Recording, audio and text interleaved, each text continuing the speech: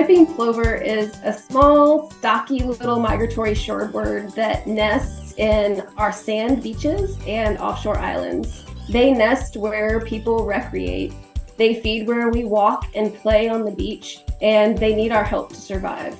Unfortunately, like many shorebirds around the world and in the Western Hemisphere, their populations are in decline due to a number of factors: losing habitat, human disturbance, and other factors such as climate change and sea level rise that make it more difficult for these birds to thrive.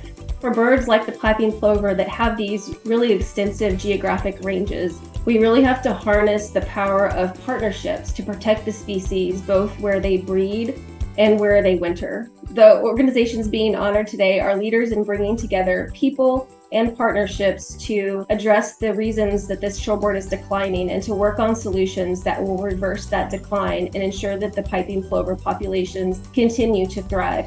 What we've done with Piping Plovers is a great example of the power of Mass Audubon's approach, which is integrating science, monitoring, education, community engagement, and advocacy to have the most impact. And it's working for Piping Plovers. Partnerships and collaborations are sort of the core of Mass Audubon's approach to any work that we do, but especially around protecting coastal waterbirds. We work with towns, state agencies, federal agencies, local NGOs, small NGOs to larger NGOs, and private landowners. So again, taking that collaborative approach is really critical because beach ownership varies dramatically, and we need to all work together to create and provide and protect this habitat for these important species. Large percentages are breeding on the beaches in Massachusetts, but then they're not Massachusetts birds, right? So they leave Massachusetts, they migrate along the coast. So then we're talking about having to protect and manage those important migratory stopovers.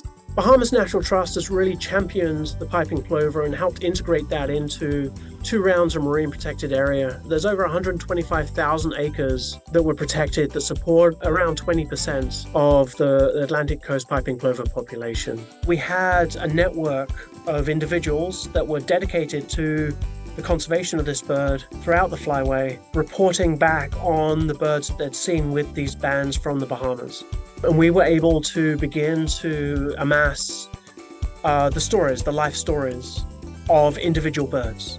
Not just, this is a piping plover, it winters here and goes there, but this is a specific bird with a specific name or band ID number. Then we can say that it stopped in South Carolina, it stopped in North Carolina, it stopped in New York, it stopped in Connecticut, and it bred in, say Massachusetts.